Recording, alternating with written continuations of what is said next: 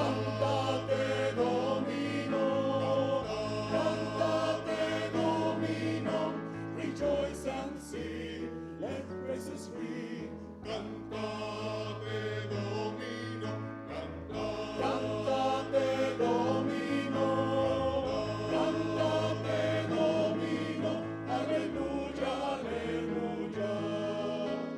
Cantate omnis terra, et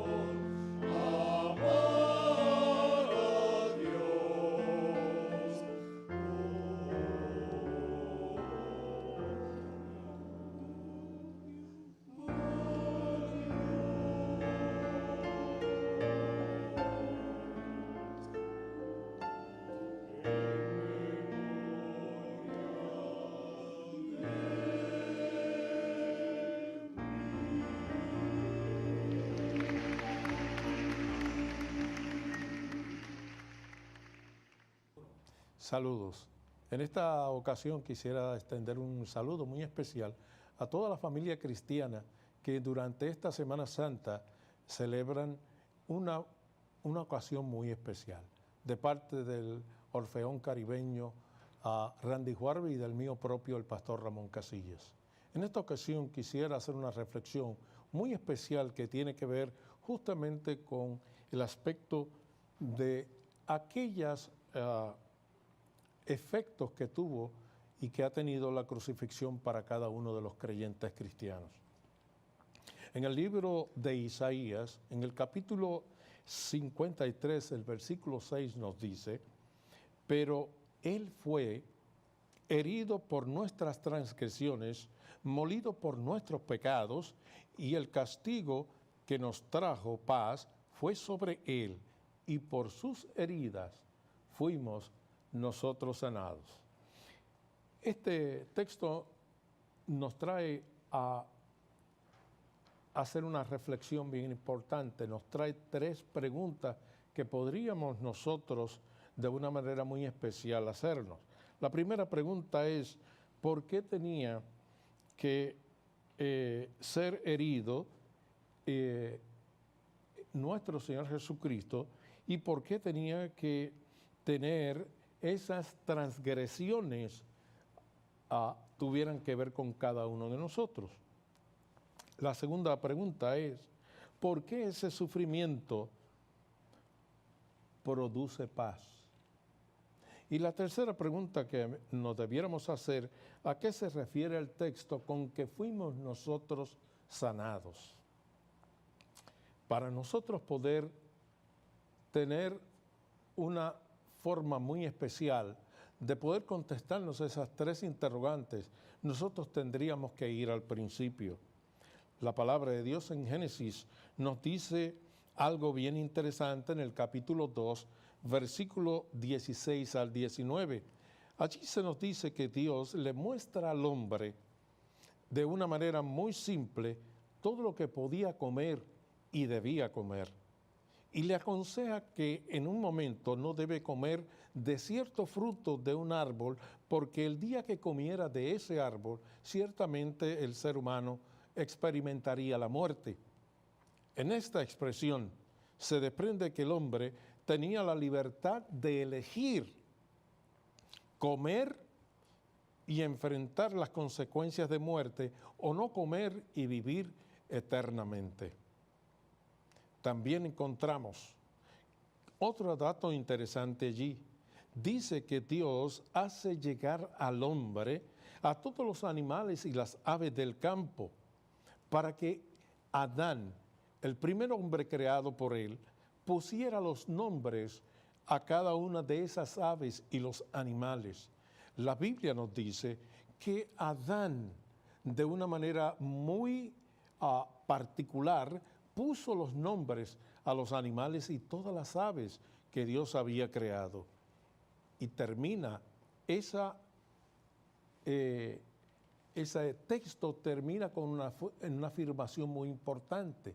Nos dice que ese nombre, el nombre que Adán le puso a los animales y las aves, es el nombre que hasta el día de hoy tienen cada uno de esos animales. En otras palabras, el caballo usted lo conoce como caballo, porque Adán le llamó caballo. Y conoce al gato y conoce al perro, pero la realidad es que ese fue el nombre que Adán decidió ponerle a cada uno de los animales creados por Dios. Otro elemento en esta aseveración es que no encontramos una cita bíblica ni una evidencia bíblica donde Dios estuviera en desacuerdo con Adán al él poner los nombres de los animales y las aves. Eso significa que podríamos pensar y llegar a la conclusión que en el principio, antes de existir la transgresión del hombre, Adán y el hombre, Adán y Dios, estaban completamente compenetrados y su forma de pensar estaba en una forma armoniosa para con Dios. También encontramos que En el capítulo 3, una de las cosas que podemos ver es que ahora el hombre, en el capítulo 3, se relata su caída.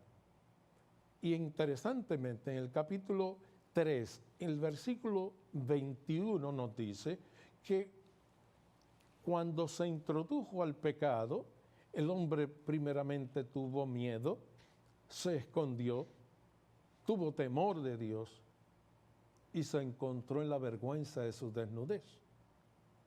Así que él, mirando a todos lados, de la misma manera que utilizó para poner los nombres a los animales y las aves, Adán decidió y miró que las hojas de higuera eran lo más apropiado que según él podía aceptar para ser vestido. Sin embargo, en el versículo 21 nos dice que Dios no estuvo de acuerdo con Adán y Dios le hizo túnicas de pieles y Dios los vistió.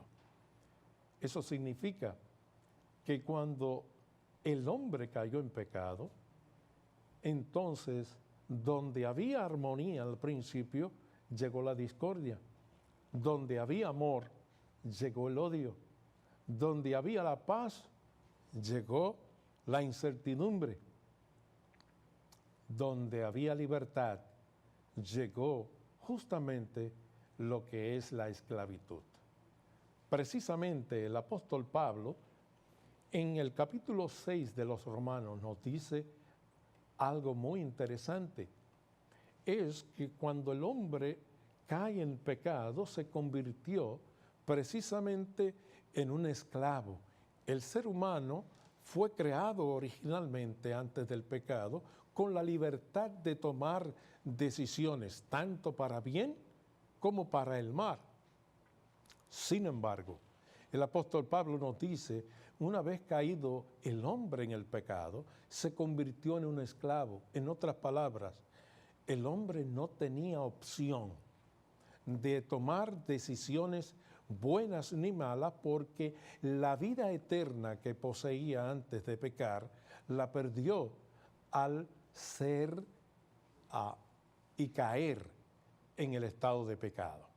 Por consiguiente, ahora, esa capacidad con que fue creado el hombre para tomar decisiones, a la cual los cristianos le llamamos el libre albedrío, que no es otra cosa la capacidad de tomar decisiones. Por esa razón, entonces Cristo tuvo que venir a la tierra, tuvo que hacerse hombre. ¿Con qué razón? La primera razón dice por qué Jesús tenía que sufrir por nuestras transgresiones. Porque el hombre en realidad era el culpable de haber tomado una decisión incorrecta. Y como consecuencia de eso, el hombre mismo tenía que sufrir su propia consecuencia. Y Dios había dicho, el día que comas de ese fruto, ciertamente morirás. Ahora Dios, mirando cómo podía resolver el problema del hombre, significa que Dios había dejado de amar al hombre porque el hombre no estaba en armonía con él. Por el contrario. Entonces, en Génesis 3:15 se dice que Dios le hizo una promesa a nuestros primeros padres, Adán y Eva.